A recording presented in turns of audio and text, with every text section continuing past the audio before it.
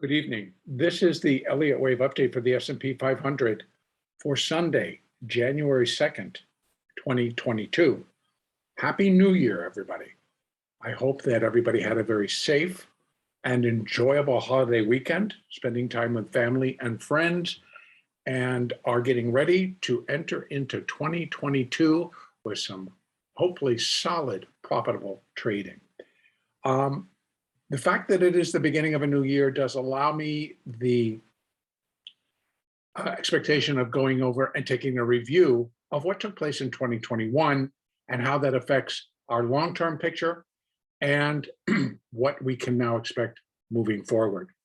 So I have made, not necessarily a major change, but I've made a change to the intermediate degree count, but I want to pull it all the way back.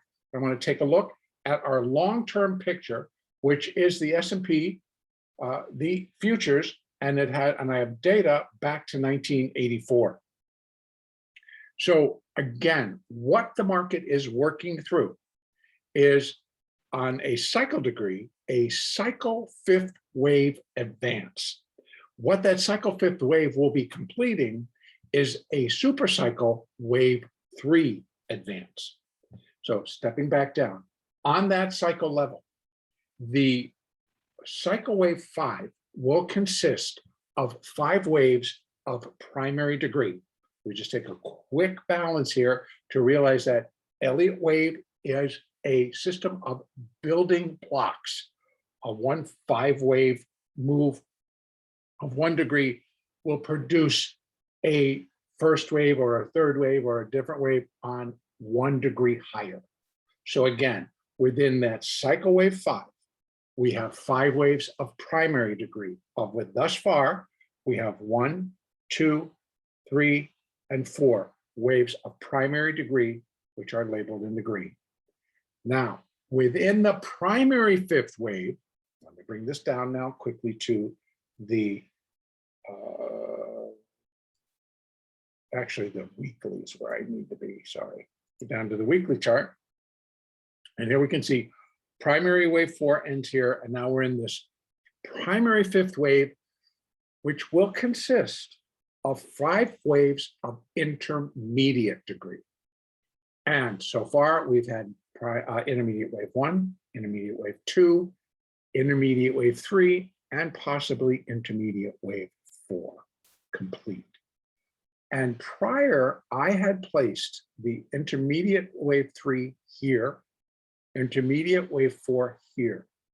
I've reviewed this count for this particular third wave and felt that while it still could be intermediate 3 is best served if the minor third wave completed here and the extension was complete within that 3 of 3 move. So it was the minor third within the intermediate third. It was beautiful, it was textbook, and I just corrected my own rush to count and made it minor wave 3, minor wave 4. So again, minor wave 5 did then complete at the 4740 high, but that completed intermediate wave 3, intermediate wave 4. Now I'll come down to that 4-hour chart. Actually, I'll come down to the daily chart. Intermediate wave 4 continued to be marked as a failure. It failed to come down and take out that low at 44.92. It only got down to 45.20. So that's a failure. But still, the launch off of that does suggest that, yes, we are doing minute level, but it's not going to be finishing on minor wave 5. It's just going to be finishing on minor wave 1. So this particular change in the count produces an additional extended period of upside for the S&P and also for the NASDAQ. And as I look at the Dow, actually, on its cash chart, the Dow cash market really has room to get up to 39,000 and well above 36,000 where it's kind of hitting. So 36, 37, 38 up into those levels. So if the Dow is going to climb that high, then I would expect the NASDAQ is going to follow. And I really do think that we could put in an intermediate fifth wave fairly quickly So still within the first 3 months, maybe 4 up to 6 months of 2022, we should continue to see the market being more bullish than negative. Now, as far as the long-term count goes, there are no changes to what's coming next. It's just when it's all going to begin. So now I'm going to go back out to that monthly maximum chart. 3, 4, cycle wave 5, when it completes, and that intermediate, that super cycle wave 3 then completes. What that then sets the stage for is a super cycle wave 4 correction. Now, a wave 4 correction on a super cycle level would be expected to drop the market back down to the terminus of the fourth wave of 1 lesser degree. That's right there. So we're looking at the S&P having potential from wherever this cycle wave 5 completes of dropping back down to 665. So it's quite a drop. So there is a very large correction going there. But how do we now wrap that into coming in tomorrow and trading on a daily basis, trading on a day basis? And that is going to be up to us in developing a good mindset to trade and approach the market on a day basis, to approach the market on an hourly basis, to approach the market on a long-term, mid-term, and near-term basis. It's all going to be about the mindset. And so I'm now going to be developing and coming out with a course or just a webinar or just a series that I'll do within my trade room on mindset. How do we develop it? How do we get away from the chaotic noise that's going to be wrapping itself around the market? How do we change the habit where we listen to CNBC, we listen to all the broadcast financial news, we try to apply it, we pay attention to the Fed, we try to apply what's happening here, what's happening there, without realizing that it all comes down to a mindset. It's our emotional responses that produce the moves. So how do we get around that emotional set? And that's within your own mindset. If your mindset pays attention to the noise that comes all around you as a trader, the noise that can come from a major move in the market, up or down, the noise that can come from somebody declaring a top or somebody declaring a bottom, the noise that just kind of swarms through the system and into each one of us. In order to trade in the eye of the storm, in the place of calm, you have to have the right mindset.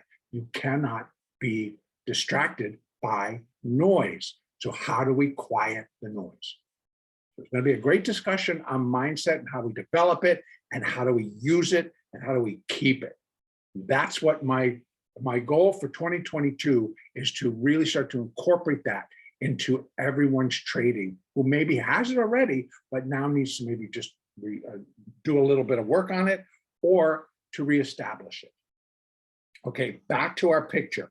If this is our long-term picture of this, no matter where this market ends, if it ends at 5,000, if it ends at 5,500, makes no difference. It's still going to be the completion point for a cycle wave 5, and the market's going to decline. That's the long-term picture. But now how do we convert that? So if you're trying to invest for that long-term picture, there are particular ways to do it, and there are particular instruments in which you're going to want to focus on and carry a core position in. Now, there are going to be positions that you're going to want to do on a quarterly basis. There are going to be positions you're going to want to do on a monthly basis, on a weekly basis, and narrowing it all the way down to coming in every day and trading. So mindsets are going to have to be set for what is your time frame. What are you trying to put together? A solution or preparedness for a major decline and how that affects your family, how it affects your finances, how it affects our living. These are all possible, and then you can come up with a solution. So the main key is having a mindset of being prepared no matter what's going to happen, but then not being involved in the noise when it starts. because what I really do believe is that regardless, there will be a perfect fit of all of this noise that's being having an effect in our market coming together in a reality fashion, and it'll be a perfect turn in the market. It will be undeniable. It'll be very clear because all collectively, everything that has been going on, the government, the interest rates, the Fed, the political picture, the pandemic, it's all going to come together in a perfect fit, and it'll be a perfect turn. So here are two things to get us going on what we need to accept and adhere to.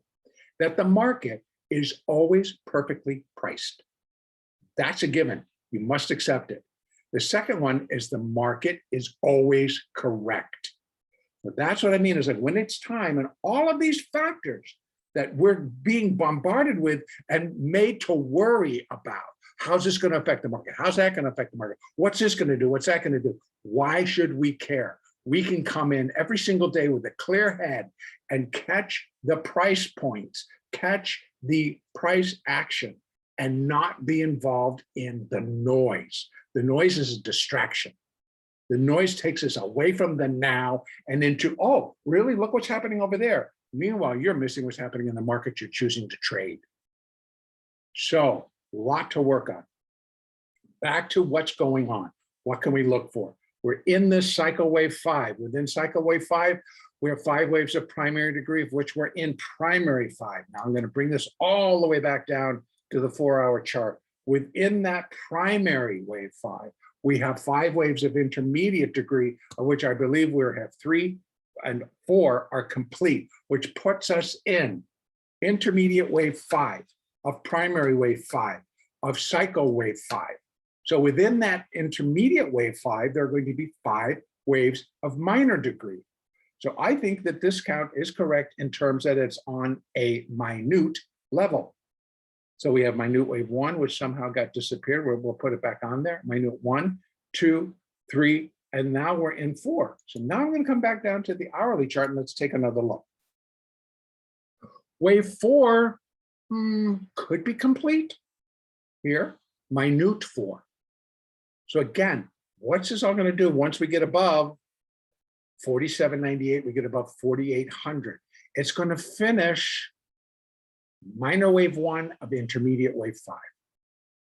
Okay, so, and I think that minor wave 1 might be the extended wave. So it could be just a really quick trick, how about that? Quick trip to new highs. And those new highs are, we'll fill in the blanks. We'll start putting our Fibonacci extensions all back on here. But if this is indeed the completion point wave 4, and we're in the wave 5, that's not a very good start. So it still kind of just catches me a little bit that maybe this is 1 and this is 2, and we're going to have a steeper drop within this 4th wave. Remember, it just can't come down, it can't break here, 46.05. But it certainly can come down and touch into 47.34. If this is indeed wave A and this is a B, and this is wave 1 of C, then that's wave 2 of C. And then we come flying back down and we'd be looking at the hourly 200. Now, also, if we're looking for the stronger wave 4, let's go back and put back on the Fibonacci retracements for this 4th wave. Yep, going to be right there. So, in fact, I actually could move this up to 99.70. No, I'm going to leave it right there. So if it's right here, then 382, still, here we are, 47.11. So we still have these numbers down here. And here we have 1 wave of lesser degree, the 4th wave, all the way down to here.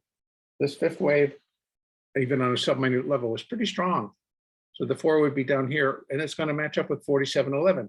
So maybe we do have a 60-point drop or a 70-point drop staring us in the face, and it's going to come down. Now, what's going to tell us differently?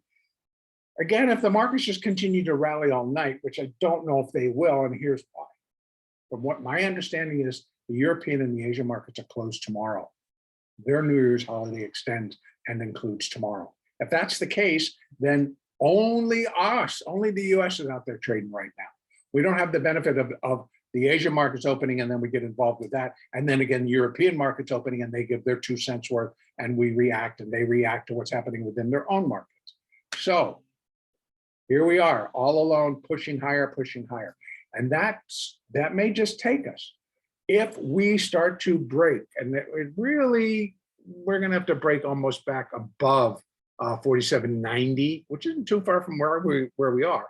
If we do, then we can call the 4 here, and we're gonna start to look for the 5th wave. So now I'm gonna take these off, so we're not gonna be so confusing here. And now I'm gonna look at the extensions. So what are our extensions on for a 5th wave, right? We just went over, if we had downside, what that could look like. All right, now let's take a look at the upside so that we've got an idea of what our mindset needs to be for tomorrow. So first thing up to bat, we have a very low resistance level at 48.03. But remember, we had that 48.12 to 15. That's gone right now.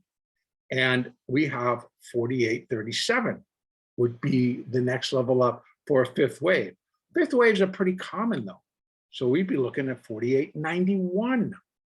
Let's be 618 for a 5th wave up. I would think that a 5th is compared to the 3rd, and that's the most common. That's a pretty hefty rally. That's another 100 points from where we are. Can the S&P do it? Sure. Can they do it to start the year? Sure. A massive dash to get everybody back in? Of course, anything is possible. We'll follow the price action.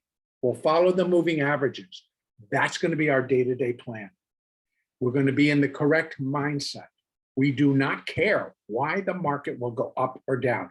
Follow the price action. The market is always perfectly priced, and it's always correct. The pricing is always correct. Unless the market comes out and tells you, it's like, okay, wait a minute, that one was a fat thumb, or that one was a mistake and a misprint, whatever. But we don't really get those anymore. They don't take prices up. If you get a fat finger move and it zips down and zips back, it stays on the chart.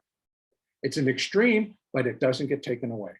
So we don't have those. So it's always going to be perfectly priced for what took place at that time. Okay, so upside. If we get ourselves going, we're looking for new highs. The 5th wave is just really expected to take out the high of wave 3, and that's 47.98. We know that the market's been to 47.99 and 3/4. It did that last Thursday. So yep, it can do it certainly again. And in fact, we would expect it. And 48.04 is first up. Then we have 48.37, 48.64, and 48.91. Now, those are just going to complete that first wave. So again, I'm kind of thinking maybe down in here, just to be able to need to count 5. This is not very supportive of it. It's kind of sloppy, to be honest with you. That's kind of sloppy sideways. So that's why I kind of still think that, you know, we could just turn this thing around and go back down. You see, it's still very ABC-ish coming up. So 1, 2, and we have a much stronger down day. And that'll be okay. And that doesn't prove anybody right or wrong. We're playing it day to day. We're going to get the right mindset here. Remember, we have downside room that still includes the race to new highs. Nothing's off the boards. We're just now presenting the possibility of what can take place intraday. This looks pretty good though, actually right now, but again, it needs to break above 90 to 95 to really put intent in place. So it can go pretty far as a wave 2 and then produce a 3rd wave and just really come crushing down. And then again, we just had all those in, and we have 47.11. So this would be our downside target. And then we have 4,700. So we do have some downside targets, but it's a good solid move to the downside. And again, it keeps everything in place. So this is where I'm going to leave it. And I'm going to say, work on the mindset, be in the correct mindset. We want to step into that chaos. We do not want to be enveloped by the chaos. We want to not hear the noise. We just want to seek opportunity and trade accordingly. When you're in a position where you need to start preparing for a longer term move in one direction or the other, in this particular case, I am going to be preparing for a super cycle degree corrective wave down that carries the potential of dropping the market back below 1,000. So wherever this ends up, if it drops it back down, it's in trouble. So leaving it there, tomorrow, great trading. Pay attention to moving averages, pay attention to the Elliott, pay attention to the Fibonacci and your moving averages. The next update will be Monday, January 3rd.